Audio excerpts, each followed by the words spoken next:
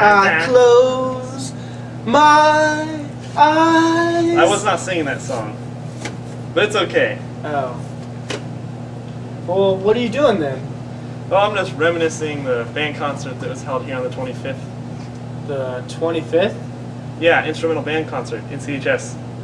Oh, nuts! It's okay. You're probably playing Vice City, but luckily you're the one doing the segment over the band concert, so you'll get to watch it in its entirety on tape. I am? Yes, you are. I am! You are. Alright! So let's send it to... myself with the band concert. Well, hi everyone out there in TV land. I'm Charlie Foley here at the Lowdown on the Winter Band Concert that took place on January 25th. If you didn't attend this concert, you're in luck, because I have some clips of what happened. And I have an exclusive interview with Mr. Will. I'm here with Mr. Will, the band director at Norton Community High School, and I'm going to ask him a few questions about Sunday's performance.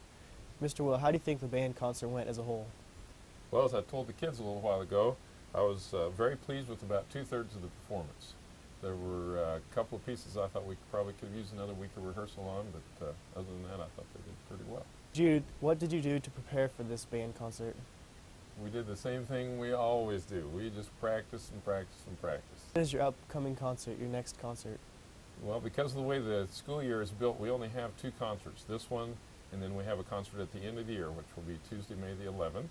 And some of you guys might know something about that since it's only about 5 days from graduation. Yeah. Between now and then, of course, we have Music Festival. We have Solo and Ensemble Festival at the end of March, and we have the Large Band Festival, which is like the 2nd week of April. What kind of songs did you play at this concert? Well, we always try to play a variety so that we can entertain as many people as well as we can. We use different things. We used 2 marches. One was entitled Burnished Brass, and the other one was National Emblem. We played movie music from Dances with Wolves. We played a couple of contemporary band, what you call overtures for the most part. One was entitled From Whom All Blessings Flow by Ed Huckabee, who's a composer that writes a lot of music for bands these days. And then the other composer, his name is Robert W. Smith. He writes a lot for marching band, pep band, concert band, especially marching and concert band. And Mr. Smith's piece was entitled Gathering of the Yeomen. And then the other piece was, we played was a bass feature. We have lots of tubas this year and some good bass clarinets and a bari sax that are pretty good. And we featured them on a piece entitled Hall of the Mountain King, which had a section in it where it was just them playing, and try to do that once in a while. When we have a really good section, we try to highlight them. And so that was our concert. All right, well, thank you. And now back to Kevin and myself.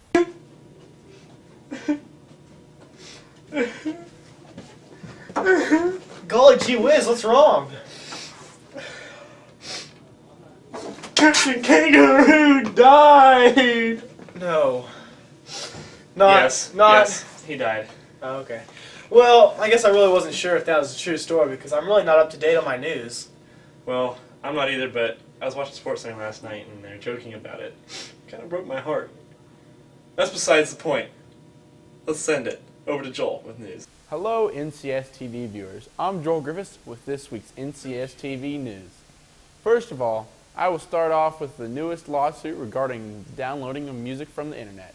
Recently, 532 lawsuits were filed in Washington and New York, which is the home of the Verizon and Time Warner internet companies. The 532 new defendants represent a tiny fraction of the estimated tens of millions of U.S. computer users who regularly download music illegally across the internet. Each user who has been sued downloaded an average of 800 songs online. Each user faces potential civil penalties or settlements that could cost them thousands of dollars. In some more saddening news, TV's Captain Kangaroo died this past week. Bob Keeshan, who was the star of Captain Kangaroo, a popular children's show, won 6 Emmys and 3 Peabody Awards.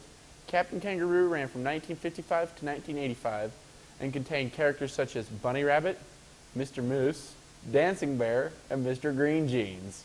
In our final news story, we will talk about Walter Geeter. Mr. Geeter, a 412-pound trucker who says he was fired for being unable to fit into a smaller tractor assigned to him, got an apology and a right-sized rig from the company Wednesday, resolving a flap that both sides passed off as a misunderstanding.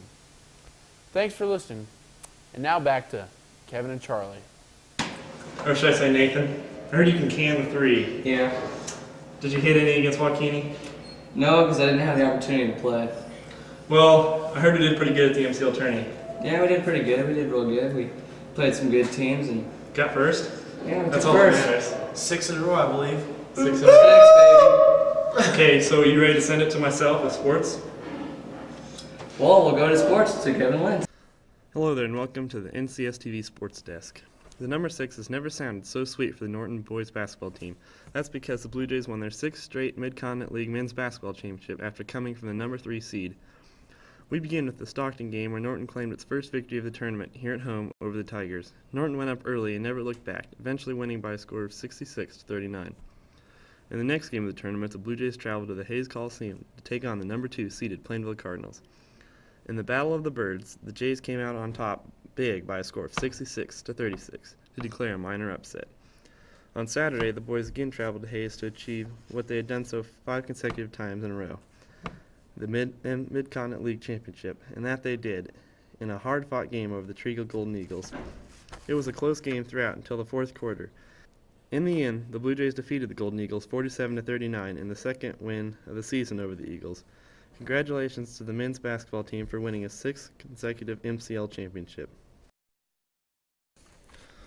Although the girls came up short of a championship, they did show some bright spots and improvements from last year. They lost their first game at the hands of the Lady Golden Eagles of Trigo, but defeated the Renecks here at home.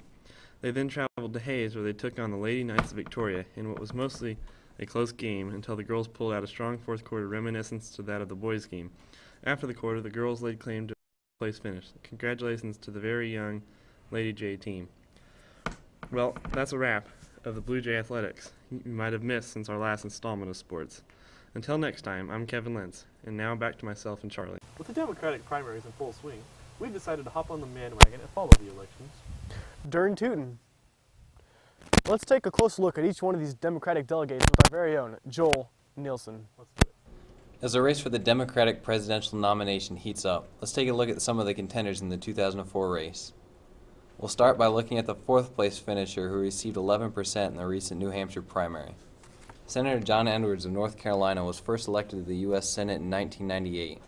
The campaign was his first experience in politics after a wildly lucrative career as a trial attorney. Edwards' short Senate career has been highlighted by his sponsorship of so-called Patients' Bill of Rights. So far, Edwards is the only Southerner seeking the Democratic nomination. Next, we'll look at the 3rd place finisher in the New Hampshire primary, General Wesley Clark. The Arkansas native graduated first in his 1966 class at West Point and received a master's degree from Oxford University, where he was a Rhodes Scholar. He spent 34 years in the U.S. Army, rising to the rank of 4-star general. A latecomer to the presidential race, Clark believes his 4-star military service can counter President Bush's political advantage as a wartime commander-in-chief. Now we'll look at New Hampshire's runner-up, Howard Dean, now famous for this speech made after finishing a distant 3rd in the Iowa caucuses. We're going to California and Texas and New York, and we're going to South Dakota and Oregon and Washington and Michigan, and then we're going to Washington, D.C. to take back the White House. Dean, formerly the Vermont governor for 12 years, is a Yale grad. As governor, Dean cut taxes twice and oversaw the purchase of more than 1 million acres of wilderness. Dean also opposes Bush's actions in Iraq. Now we'll look at the 2004 New Hampshire primary winner, Senator John Kerry of Massachusetts, who has spent 18 years in the U.S. Senate. Kerry, a highly decorated Vietnam veteran, has made his name in the early 1970s as a leading war protester. A liberal, Kerry has backed bills on gun control, protection of abortion rights, and is a vocal opponent of the death penalty. Kerry is the current frontrunner in the race for the nomination after 2 big wins in the Iowa caucus and the New Hampshire primary.